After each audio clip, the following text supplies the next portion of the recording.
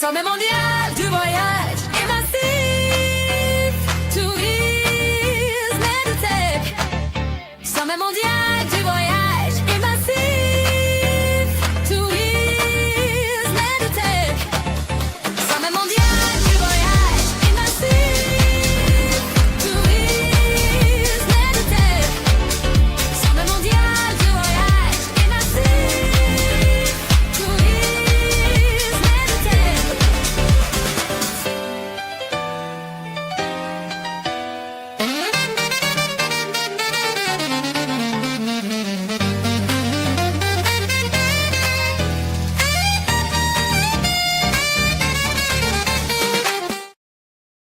Big rips, big cuff, 420 for 20% off.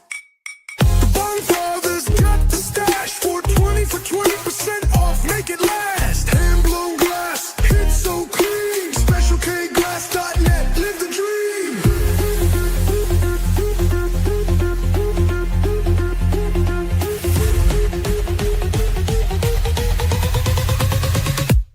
Change doesn't wait. Why should you? Welcome to the Gaia Guild, Global Action Impact Awareness. At GaiaGuild.com, thousands are coming together. Creators, innovators, change makers, building a future that matters. Your membership unlocks events, classes, and connections to spark action. And explore the G3 collection and exclusive guild merch at GaiaGuild.shop. This isn't just talk, it's movement in action. Gaia Guild. Join today. Become a guilder. Visit GaiaGuild.shop.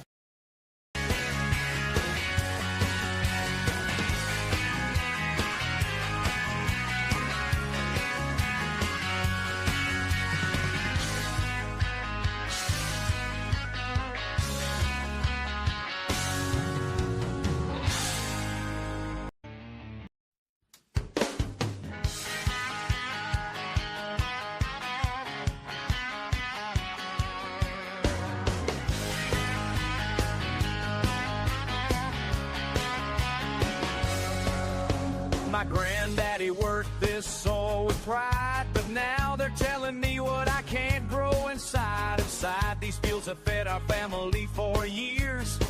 Now paper pushers got me fighting back tears.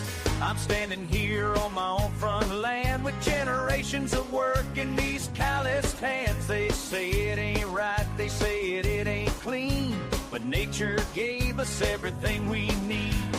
Let it grow wild and free like the good Lord meant it to be.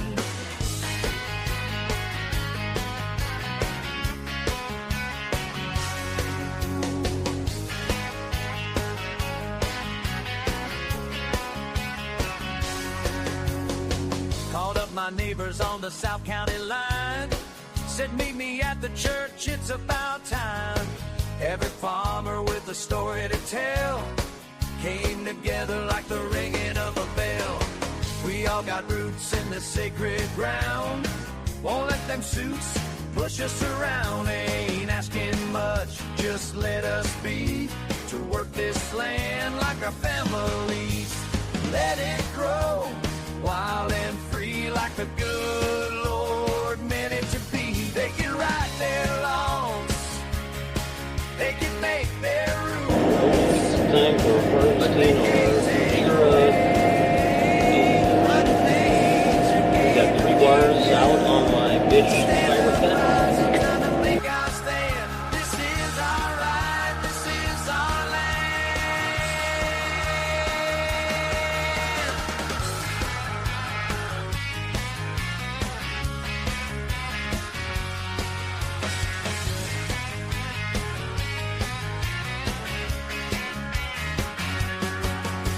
Now we're marching down to the county hall. United voices rising tall. Got petitions signed by every farm, showing them we mean no harm. This ain't about just you and me. It's about every farmer trying to be free. When we stand together, ain't no doubt. That's what freedom's all about. Let it grow wild and free like the good Lord meant it to be.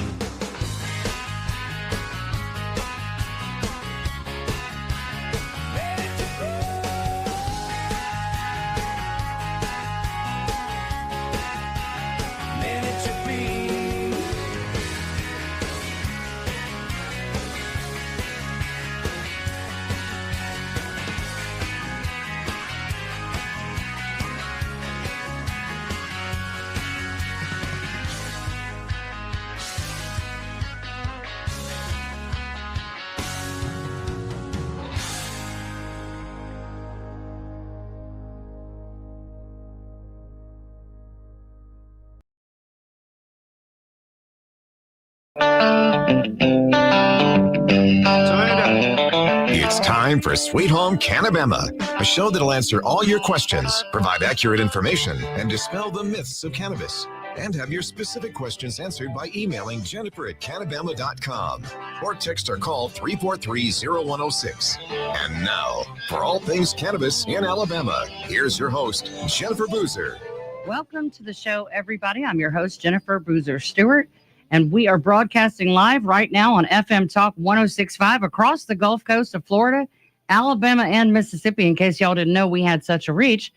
And we are live on social media, YouTube, Facebook, Instagram, LinkedIn, and X. So if you are watching online, hit that share button and let your family and friends know.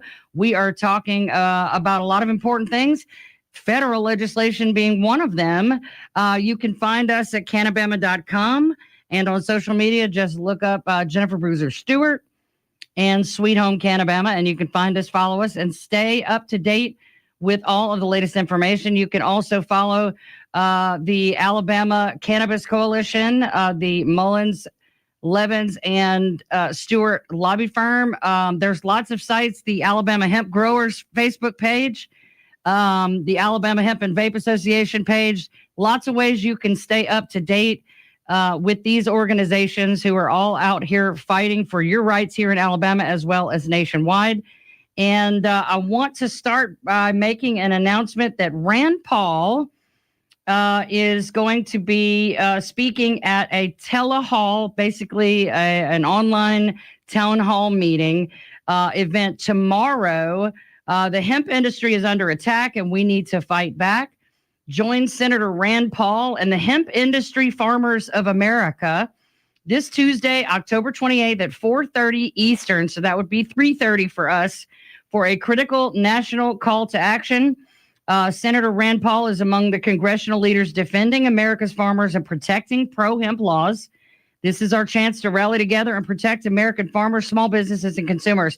If you go to the Facebook page for the Hemp Industry Farmers of America, you can go and register. You can find this Rand Paul post. You can register for this telehall and participate. It doesn't matter who you are.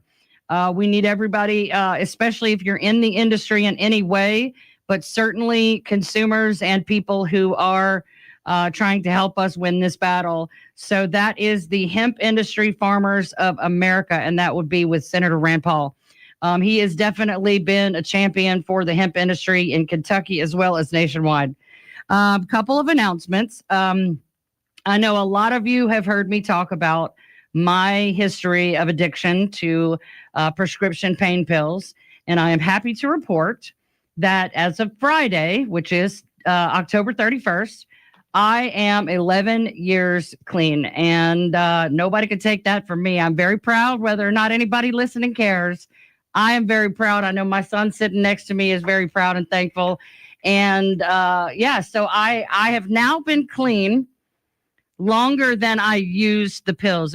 It was a decade of absolute darkness, and the worst, darkest days of my life after the death of my son. And back then I couldn't imagine having a future because I didn't want one.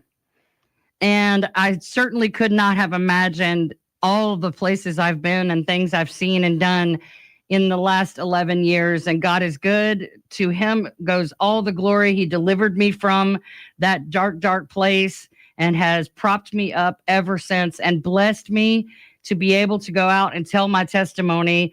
And that testimony is the foundation of CannaBama and what we did and what we want to be able to do again for 7 years. And I wanted to do that until the day I take my last breath. And here we are, and I can't do that like I was, but that's the reason we are here to fight. And I'm more determined than ever to make sure that Alabama and the United States do not lose the opportunity to help so many other people that were like me break the bonds and the chains of that addiction and be set free from that. So if you are a recovering addict, I feel you. You're great. I'm so proud of you, and I hope you're proud of me. So let's celebrate together. I don't celebrate Halloween. I celebrate my clean anniversary. And speaking of Halloween, I would like to say Hempy Halloween.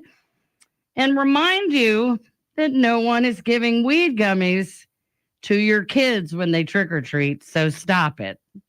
And the law enforcement included. Come on now. Gummies are far too expensive to be giving them out to anybody, much less somebody's kids. There's posts about it every year. We joke about it every year. It's really not a thing. And also, I want to announce that due to the circumstances of HB 445 and everything that we have been through with CannaBama, I have been holding on to all of the contents of my store, my custom cabinets and my shelving, displays, all of my decor, that iconic blue velvet couch that so many people have sat at with me and talked about their problems. And gotten their solutions. We've taken naps on that sucker, especially during Mardi Gras. and I have to sell it. I was holding on to it because I was hoping that this nightmare would end sooner than later and we could go back to what we do. But that's just not the reality right now. And I cannot afford to store it anymore. I can't afford to hang on to it, and I've got to do something with it. So I will be posting photos of all the big items that we will have for sale. And then also on November 7th and 8th, we're going to have basically like a yard sale on the smaller items and the contents of my home. Everybody knows I just got married in June and moved in with my husband. And so we can't keep two households full of things.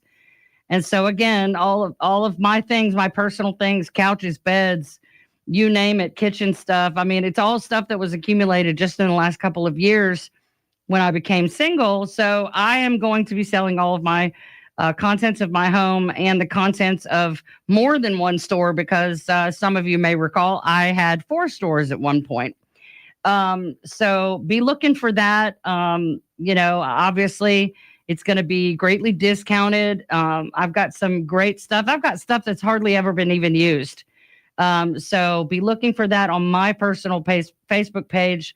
You'll be able to pick up some of the bigger items earlier than the yard sale is scheduled. But we're going to have that on November 7th and 8th. So be looking for that. I also just want to say that it's been really quiet lately in Alabama, except for those new ABC rules. But there are things going on in the background all the time. Please follow the Alabama Cannabis Coalition. We are putting out calls to action all the time. One thing I did want to comment on, I posted with a very heavy heart all the information about selling my belongings in order to survive. And then I got a notification from Instagram that Representative Witt had posted a photo. So I clicked on it, and it's a photo of him in Japan, thumbs up in downtown Japan, having a great time, saying that even the Japanese are big Trump fans, and he looks like he's having a great time overseas. And it just, I don't know, it did something to me. I'm like, great. Look, he can go to Japan. He can afford to go to Japan. I'm sure he can afford to do lots of things. I don't have the stomach to go through the rest of his Instagram profile, but I just kept thinking, this man can afford to go to Japan and post silly pictures with foreigners. And I'm selling my couch to feed my family, and that's not okay. So we need the people of Alabama to get up, get off your behind, stop typing angry comments on Facebook. Nobody's paying attention there. But when we have these calls to action, we need you to actually, we spend a lot of time curating these posts. We spend a lot of time vetting these people and this information. Marty works 10, 12 hours a day, most days, probably she would say even more some days, to get this information compiled. We have an entire team of people that are constantly trying to get this information out to the people of Alabama. And when we do, and nobody takes these calls to action seriously, it's incredibly demoralizing, because we are out here fighting for all 700 complaints on one post, because the legislators aren't reading that. We are out here fighting for all of the people all over Alabama, and we cannot do it by ourselves. The people of Alabama are complacent. I get it. You feel overwhelmed. We never get to vote on issues. We only get to vote for people.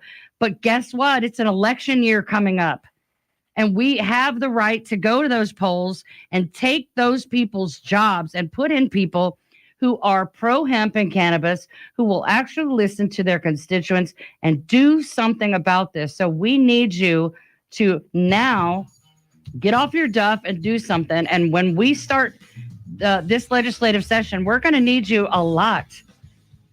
When we come back from the break, we're going to talk about federal legislation with U.S. Hemp Roundtable board member Ken Meyer. Stay with us.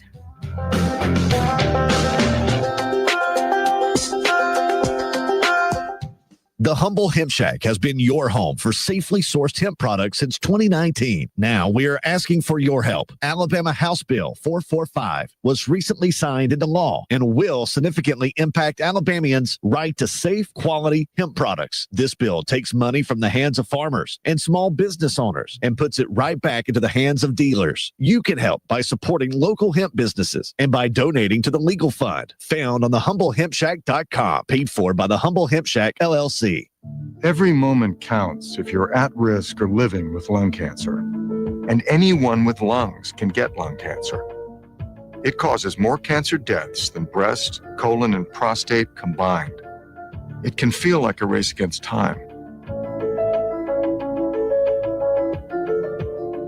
And while there may be moments where you question your next step, it's essential to know that you don't have to confront lung cancer alone. Through it all, Go-To for Lung Cancer is here for you. From screening, treatment, and survivorship support to finding the right care close to home, we are your community. As your friends, your guides, your teachers, your advocates, and your support system, Go-To is your go-to. Confronting lung cancer starts here. Visit goto.org today. Welcome back to Sweet Home CannaBama. Now with all the information you want about cannabis, here's your host, Jennifer Boozer. Welcome back, everybody. Tonight, we're going to meet someone that we have met before, and one of my favorite guests. He's such a positive person. I watch his posts and see the amazing things he's doing in South Dakota in industrial hemp, and it really gives me hope that we can still turn this around. Ken Meyer is a co-founder of Complete Hemp Processing LLC, a hemp stalk processing facility in South Dakota. He serves on the board of the South Dakota Industrial Hemp Association.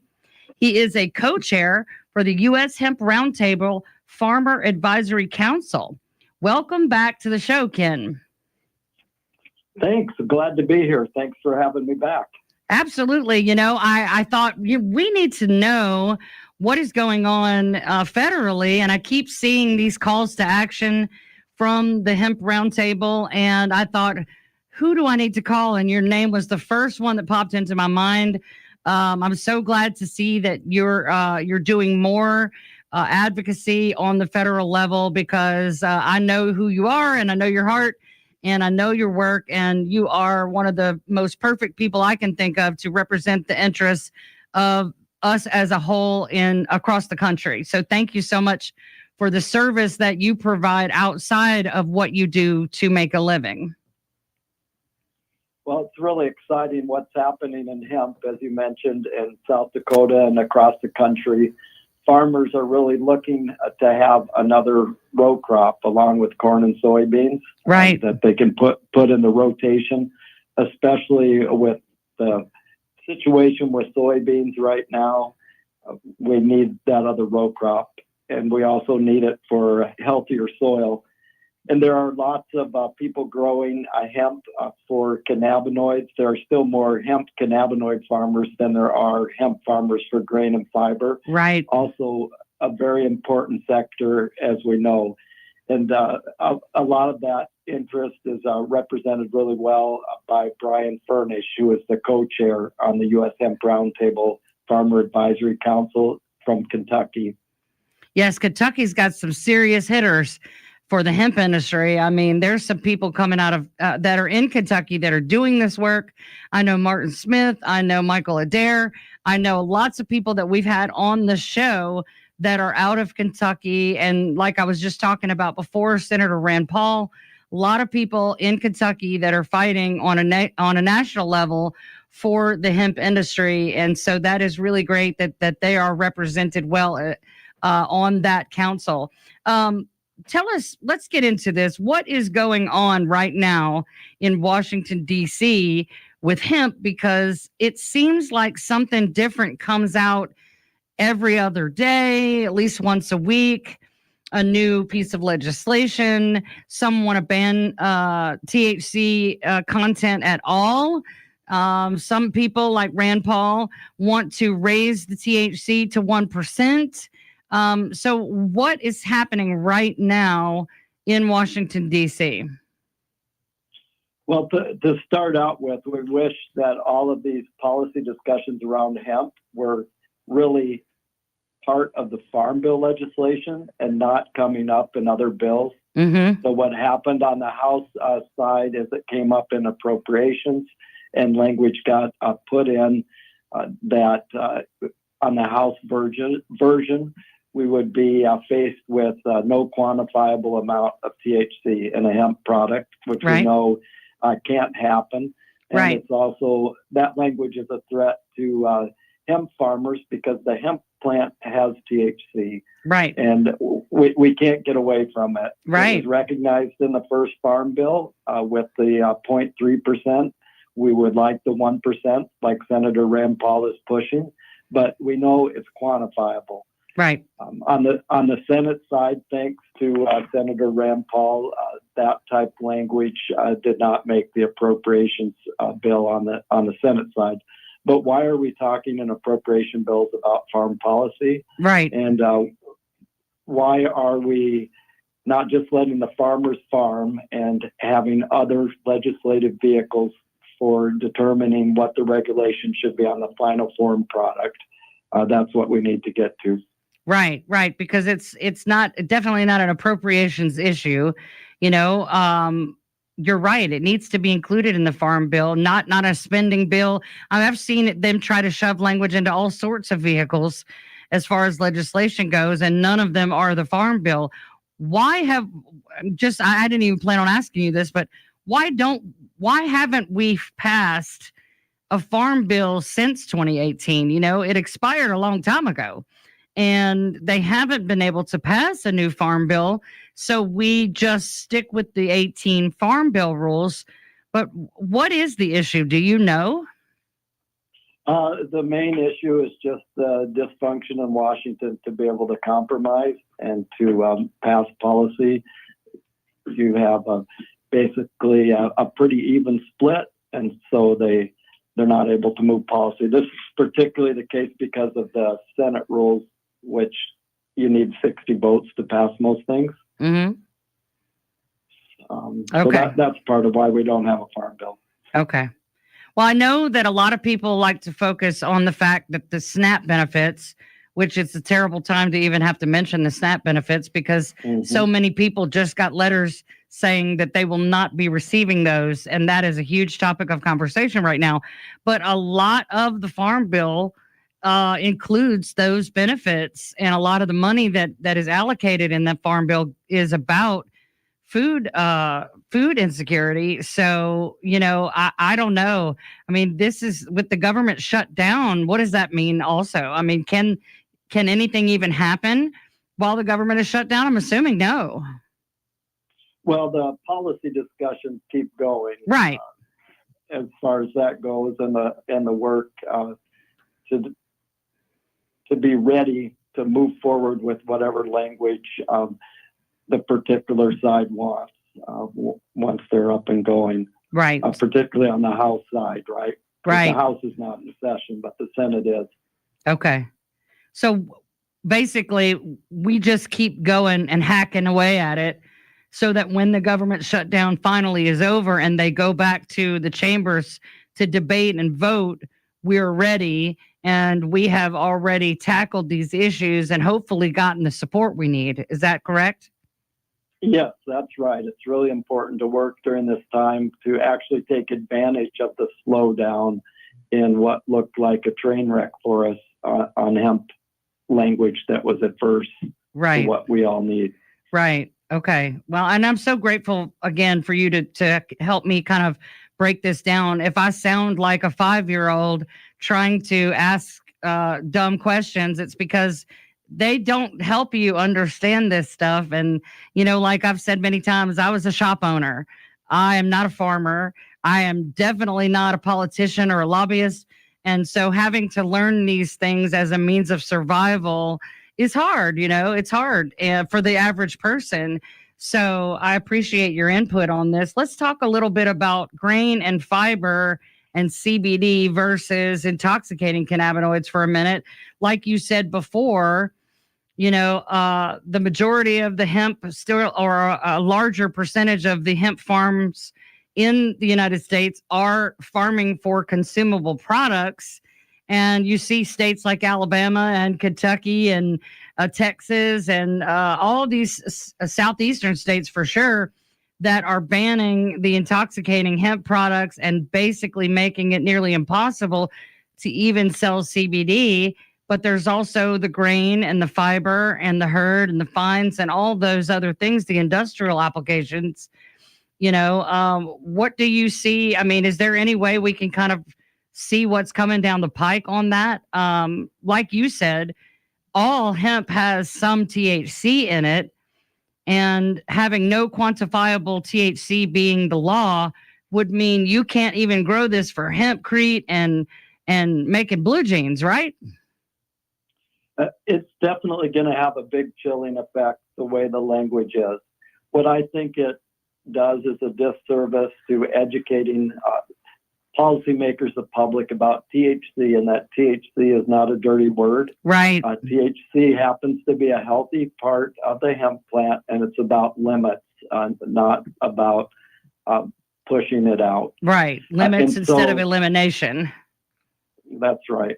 Right. Because if you eliminate the THC, even growing it, like I said, for grain, they just got it approved for like chicken feed, animal feed.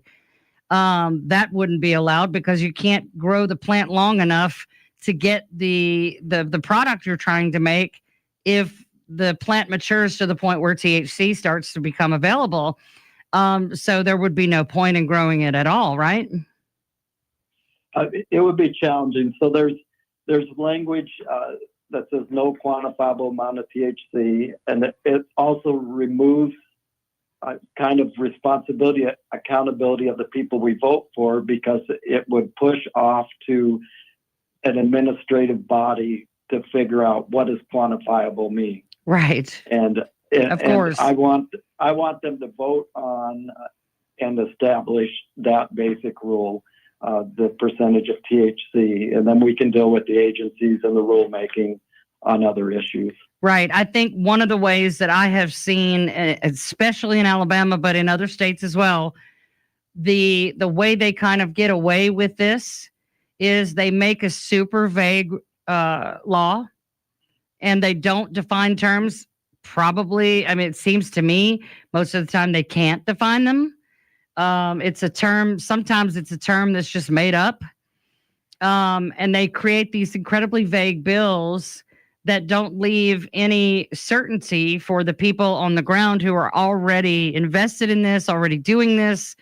How do we pivot if we don't even understand what the law says? And you're right. They leave it to some organization or agency. In Alabama, it's the ABC board currently. And then they come out with rules about how you can't have a package of gummies with an ink pen on the cover. Like, why did we spend 5 months coming up with rules like that? I've never even seen that before. Weird, silly rules, very limiting things because the bills themselves are so vague. That sounds like what's happening with that. Quantifiable, you're right. What does quantifiable even mean? When we come back from the break, we're going to talk more with Ken Meyer. Stay with us.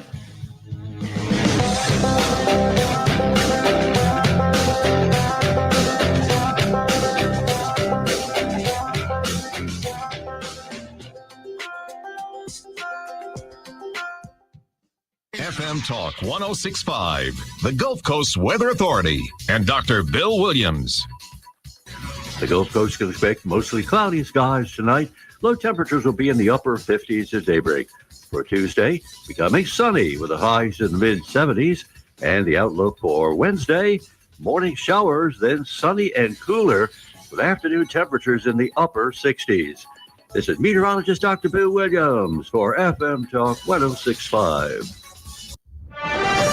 With local coverage you can count on, I'm Peter Albrecht, WKRG News 5. 15% of people in Alabama get SNAP benefits, sometimes referred to as food stamps. It's a program that's 100% federally funded, and now those benefits are being suspended as of Saturday, November 1st, due to the federal government shutdown. The SNAP program is under the Department of Agriculture, which has enough money on reserve to fund the program nationwide through about Thanksgiving, but the agency says it won't do that. 750,000 Alabamians depend on more than $140 million in SNAP support every month. Mobile police have arrested a woman for a road rage shooting. Investigators say two women had been arguing at the Zippy Mart on Three Notch Road. A few blocks later, 21-year-old Sydney Pinkert allegedly shot from her car into the other vehicle. No one was hurt. In sports, Mobile's Roger McCreary traded today from Tennessee to the Los Angeles Rams. Former Bay Bear Max Scherzer starts on the mound tonight in the World Series for Toronto. I'm Peter Albrecht, WKRG News 5. The Humble Hemp Shack has been your home for safely sourced hemp products since 2019. Now we are asking for your help. Alabama House Bill 445 was recently signed into law and will significantly impact Alabamians' right to safe, quality hemp products. This bill takes money from the hands of farmers and small business owners and puts it right back into the hands of dealers. You can help by supporting local hemp businesses and by donating to the legal fund found on thehumblehempshack.com, paid for by the Humble Hemp Shack, LLC. To be ready for the annual enrollment period, Simple Healthcare Solutions will help you in choosing the best health options in 2026.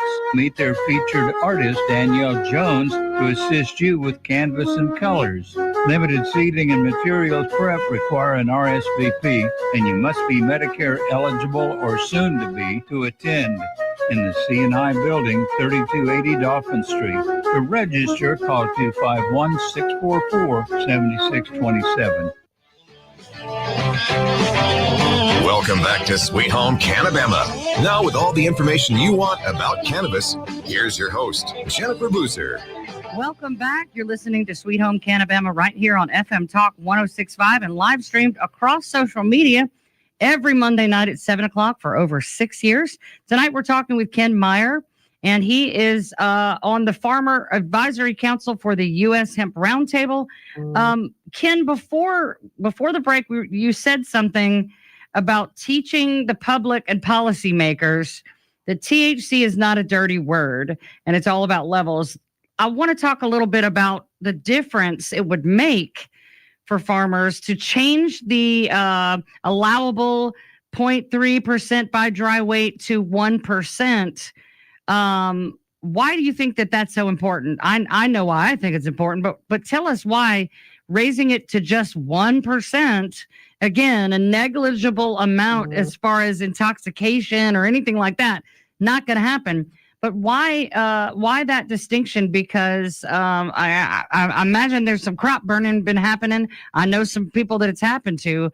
But let's talk about why that's important, even when you're growing hemp that is not consumable. Yeah, well, first of all, let's recognize that the USDA rule as far as negligence is already 1%.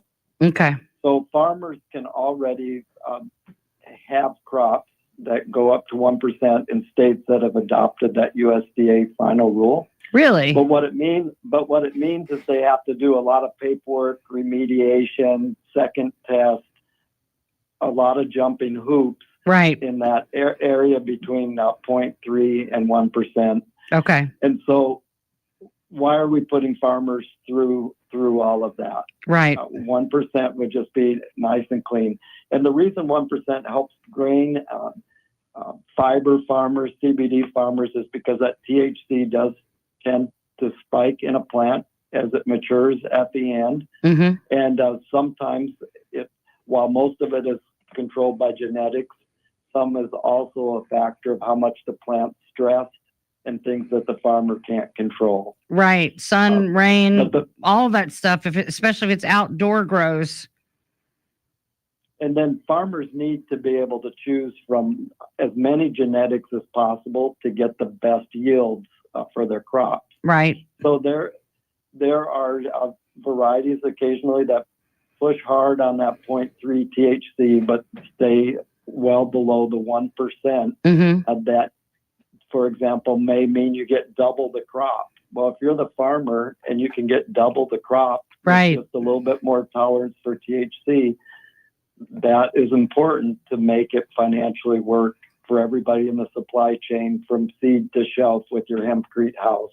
Right, exactly. Because a lot of these operations aren't all in-house from seed to sale. A lot of this happens, one farm sends it to a processor, whether that be into consumables or into something like hempcrete. And so being able to get a bigger yield has to be a phenomenal benefit to the 1%. And like you said, less paperwork, less fines, less hoops to jump through, less money to spend. And then there are people like in Alabama, I don't know if I doubt that they have, because I know people here who have had their crops burned because it was above the 0.3%. That's a complete and total waste. And for what? A tenth of a percent, too much THC. And still, like I said, it's a negligible amount when you're talking about, whether or not it can make you high. 1% is not going to get anybody tooted, if you know what I mean. And so why is this arbitrary number? I mean, where did the number even come from? Do you know? I understand that somebody was doing some research and talked about it for a research paper, and unbeknownst to him and not encouraged by him, it ended up being this number. But it is very arbitrary. It's very low. It would be better to be changed. Together with that, another policy that would help, especially together with going from 0.3 to 1%, would be post-harvest sampling or testing for THC instead of testing a green plant. Yeah, that would really give us accuracy on what is the THC in the material, right, for compliance purposes, right. And for the grain and fiber people, it would mean that we would be taking a sample where the THC is basically completely gone. Right. Well, you're right, because when you first harvest the plant and it's green and it's raw, you have to think about it like any other plant. Like, think about a banana. When they pick it, it's green and it's hard and it tastes terrible, and it's one way. And by the time it gets to your table and your kids are about to peel it open, it's yellow, it's sweeter, and if you leave it there too long, it's going to turn brown. It's a living thing that's constantly evolving and ripening, if you will, and changing until it's in its final state. And even then, the cured flour and things like that, if you put it in a little bit in the hot trunk of your car, it's going to change. So there's a lot of variables there that we can get mired in the mud and ruin a lot of livelihoods and throw away a lot of really good, sustainable, green energy type construction materials and even clean consumable products because of this weird, arbitrary low number on something that's natural. It's almost like they keep comparing it to things like alcohol or pharmaceuticals or whatever. Those things don't really change. But this is a living biological plant, and it's going to continue to change. And it is very tricky to say, okay, here's where it is, and that's where it's going to stay, because that's not always true. Another principle that's really helping policymakers is looking at what is the purpose for the hemp is being grown. Right. It can really help with policy as well. So with a grain crop, the grain has zero THC. Yeah. There's zero THC there. With the stalk, once it's been cut down and by the time it's baled, the low to almost no THC completely gone. So since we know that that's going to go into a building material, into clothes, into plastics, and it's not going to leave the field in a green form, right? Why are we testing for THC at the time when at it's all the highest potential for THC? Well, or at all. If you know that a reputable licensed company is growing it for building materials and no one is ingesting this stuff, then what does it matter how much THC is in it? You know, I mean, I guess there has to be a limit to prevent people from taking advantage of things, because God knows we're all in this boat because of that. But still, I mean, if you're growing it for animal bedding or for hempcrete or for fiber to make Levi's, what does it matter how much THC was in the plant when you harvested it? If it got cut down and chewed up and spit out into something that you're going to build a wall with or insulate the wall with or make a throw pillow or some carpet fibers or hemp wood flooring with, you know, what does the THC content even matter? Right. Just only from a standpoint of defining whether it's hemp right. or marijuana for purposes of the law. That's the only reason. Right. It's certainly not about public safety or anything else like that, because again, these products are not consumable by human beings, and nor are they ever, you know, nobody's going to take a block of hempcrete and grind it up and smoke that, you know? I mean, come on. There has to be some sort of distinction. I know there are some people I've read that would like to sort of split this distinction and have certain rules of testing for consumables, which makes total sense because that is where public safety lies, and absolutely should be regulated and tested and make sure that it's clean and it's safe and it's quality, but then have separate rules for people who are using it for industrial applications, as far as like the rate of testing, the amount that's tested, how it's tested when it's used for industrial applications, and is never going to be in a consumable product made for humans or animals. That's right. The whole hemp consumables industry has been asking for regulation for years. Yes, we have. It's that lack of regulation that's causing the problems. Mm-hmm. And it's frustrating that there's this rewriting of history to say that now we're talking about loopholes. Well, when the Farm Bill was passed, almost everything was about the cannabinoids. We didn't see quite all where it was going to go. Right. But there was very little about grain and fiber at the time. Right. And so what has happened? Now we have people saying that people are making these unregulated products. Well, regulate them. Right. That's the answer. Well, and where were they worried about the public in the last 7 years? 7 years is a long time. This didn't just happen last year. You know, all of these things needed regulation. And you're right. I begged the state of Alabama to have a retailer's license added to the hemp program, because I knew there would always be people who take advantage. You know, there will always be people who take advantage. And you've got in some ways, the federal regulation is specific, but then there are gaping holes of information that just aren't there. They aren't addressed. They didn't know about them, but it's been 7 years now. And by and large, there is a legitimate consumable hemp industry. People like me who are educational, who are out here using it as medicine and teaching it as medicine. And then there's people selling brown lawn clippings from God knows where in a gas station, selling to children. And without the license for retailers, and specifically here in Alabama, we don't know who's selling it.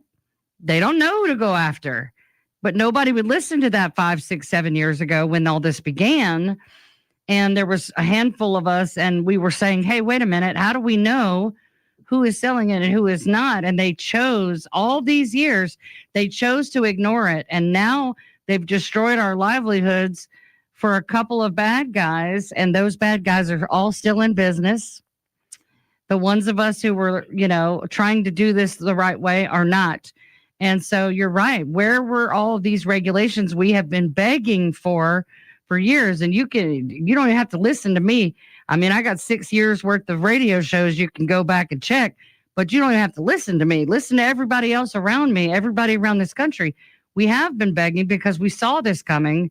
The people in the industry that took advantage aren't the only ones taking advantage. The government agencies and people are using this to take advantage now on the government side of it. And it's ridiculous because I would say to them, why now? Why are you so concerned now? Where were you 5, 6, 7 years ago? To say, hey, maybe we should look into this, take it seriously. Because we've been doing gangbusters since 2018 around here.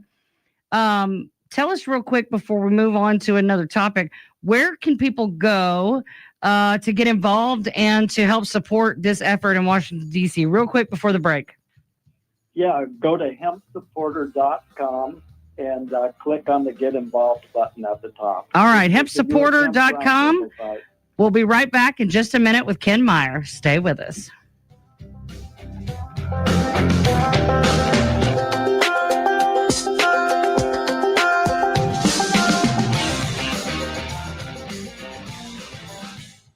The Humble Hemp Shack has been your home for safely sourced hemp products since 2019. Now we are asking for your help. Alabama House Bill 445 was recently signed into law and will significantly impact Alabamians' right to safe, quality hemp products. This bill takes money from the hands of farmers and small business owners and puts it right back into the hands of dealers. You can help by supporting local hemp businesses and by donating to the legal fund found on thehumblehempshack.com, paid for by the Humble Hemp Shack, LLC.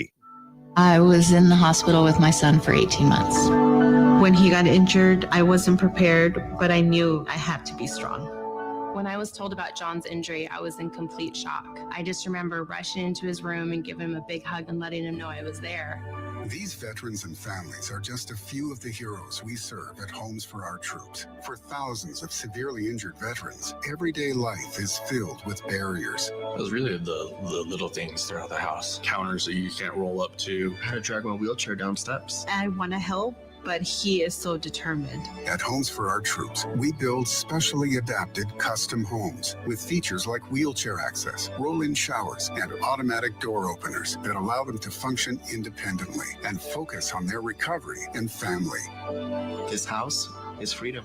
It's hope. It's a new beginning. This house has given me my family back. To learn more, visit hfotusa.org. Welcome back to Sweet Home CannaBama. Now with all the information you want about cannabis, here's your host, Jennifer Boozer. Welcome back, everybody. We're talking tonight with Ken Meyer from the U.S. Hemp Roundtable. Ken, we've been talking a lot about the legislation that is coming up in the federal government. But I didn't want to leave the show tonight, and it's our last segment, without talking about some really positive things that are happening within the hemp industry. You sent me one, the Renewabuild hemp block factory that licenses the structural hemp blocks that look like Legos is operational in Canada and taking orders. Tell us a little bit about that. Yeah, so it's been about 3-4 years ago, I think we all looked at these videos online of this Lego block made out of hempcrete with a form inside of it. And it was really exciting. I think it got something like 3.5 million YouTube hits. Wow. And then we didn't hear anything about it. Wow. And what happened was it just hadn't been commercialized. So a really good idea, but it takes time for things to get commercialized. Of course. And here just in the past few weeks, Renewabuild was able to license the technology of Just Biofiber to build these blocks. And they now have a line where they can do 2 blocks a minute. Wow. And they're structural blocks with the frame in it. So now this hemp block wall system allows you to replace what would normally be in your house, the sheetrock, the insulation, and the wood framing. Nice. It's just amazing. And now we can scale hempcrete building. Yes, and you said that each line will support construction of 500 hempcrete homes a year. That's correct. Obviously, we had to pick a number that would be like 500, 2,000 square feet houses. The right, kind of average it out there. Yeah. Yeah. That's incredible. I would love to have one here in Alabama. Let's see. Let's talk about the Hemp Feed Coalition.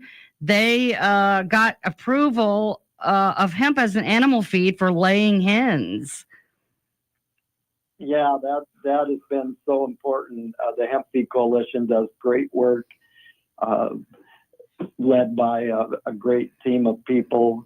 They had to work a long time to get that approval for laying hens. Yes. And that immediately gave a better price support for farmers, that when they sell their grain, now not just the hemp seed oil can sell, but there's a place for that hemp protein to go to. That's nice. Yeah, we talk about hemp protein and hemp hearts as food on the show a lot. I think it's a great thing, and a lot of people don't know about it. And I'm excited. I understand why it's such a great win to be able to feed it to chickens. You know, the omega-3, 6, and 9 fatty acids, and all of the things that you get out of the plant, because we focus so much on CBD and THC, and we forget that there's well over 400 chemicals in this plant, and the seeds are incredibly nutritious and good for you, not only for food, but things like skincare and animal bedding and all of those things. So it is exciting to be able to see it get approval to start putting it into the food systems here. I would love to see it approved for other animals as well, because, you know, it's such a nutritious product. Can't get you high, guys.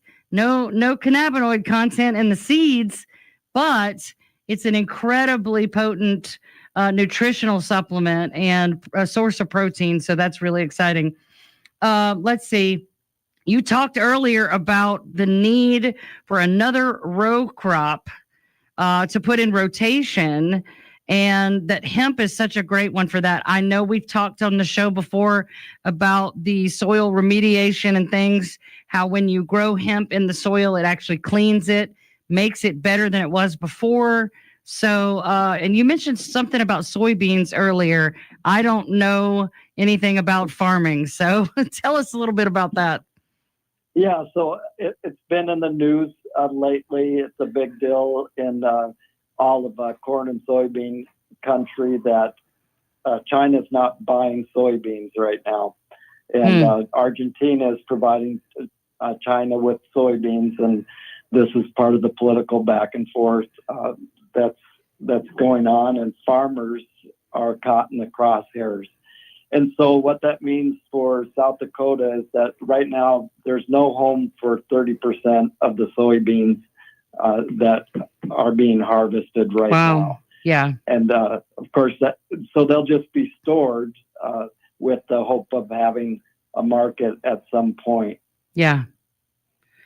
Well, and do you agree that hemp as a crop rotation is healthy for these farmers, because it can help clean the soil? You know, a lot of times when you're constantly farming the soil, it kind of depletes the soil, and it's harder to grow crops or get as much nutrition out of the crops. So having something like hemp that cleans the soil but doesn't overtax it and helps make the soil better, I think that is a huge plus. And like you said, if there wasn't such a massive limitation or even elimination of the amount of THC involved, that this would be more attractive to everyday farmers to put into their rotation, don't you think? Yes, that's right. And also what it means is if the language is right and we're doing the education that we should around THC, the policy doesn't reflect then that we're scared of it, then bankers won't be afraid of it, and insurance people won't be afraid of it. And we need both of those to make a successful industry. We need banking, we need insurance coverage, we need to be able to advertise our businesses, whether we're selling consumable products or making hempcrete in some way. You know, you say the word hemp and everybody just shuts down and acts like, you know, all of a sudden you're on fire. And it really is, it got old a long time ago, but it's exhausting now. But yes, a lot of people, you say the word hemp and they think weed, marijuana, all the scary words, and the reefer madness within us all just kind of kicks up, and people start to go, oh no, I could never, and they don't understand it. I do believe that things like what the U.S. Hemp Roundtable does to keep the public informed and educated, and groups like the one that Rand Paul is working with, shows like this, other podcasts, and other people that are out there educating on the whole plant, not just THC, on all of its possibilities, all of its applications. If you understood what it is and what it isn't, it suddenly isn't scary anymore.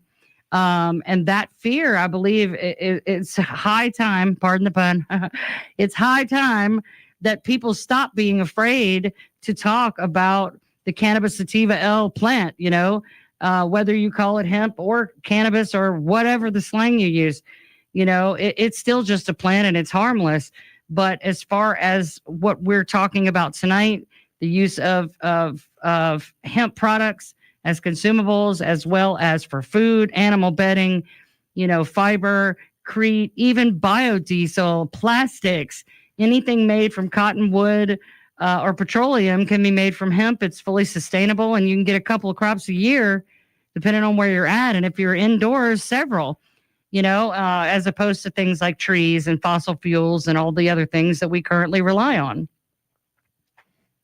Yeah, that's right. It's an amazing plant, and with everything going on, we can't lose sight of how positive it is and how the industry is progressing with some great products to come out. Right. I think it will be game changing to have 500 hempcrete houses up for people to see. I think so too. Every time I have a chance to share something like that going on around the world, it's purely for the fact that I think it is so cool, and for the fact that people need to understand whatever it is you think, it's not that. Ken, tell us again where we can find more information from the U.S. Hemp Roundtable and to follow you.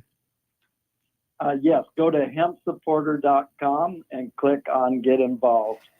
All right. Thank you so much for being on the show. I have a little bit of breaking news here. We have congressional candidate Joshua McKee, who was just on the show a couple of weeks ago. He is endorsed by the Alabama Cannabis Coalition and the Alabama Republicans Against Marijuana Prohibition with Project Dynamo to deliver humanitarian aid to Jamaica following Hurricane Melissa. You guys, if you've seen the pictures and the numbers on this massive hurricane on this tiny island, these people are in severe danger. Everything that they have is about to get wiped out. We just got a press release. They're accepting donations at OSO Bear Point Harbor on October the 28th. That is 5749 Bay LA Launch Avenue, Orange Beach, Alabama 36561. He will be traveling there personally to deliver aid and help out. That is Joshua McKee for U.S. Congress out of Alabama. Thank you for being with us tonight. Thank you, Ken, for being with us. God bless you, and God bless Alabama Hemp.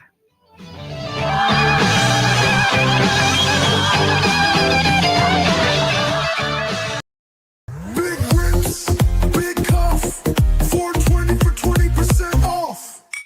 The Bong Brothers got the stash, 420 for 20% off. Make it last. Hand blown glass, hits so clean. SpecialKGlass.net, live the dream.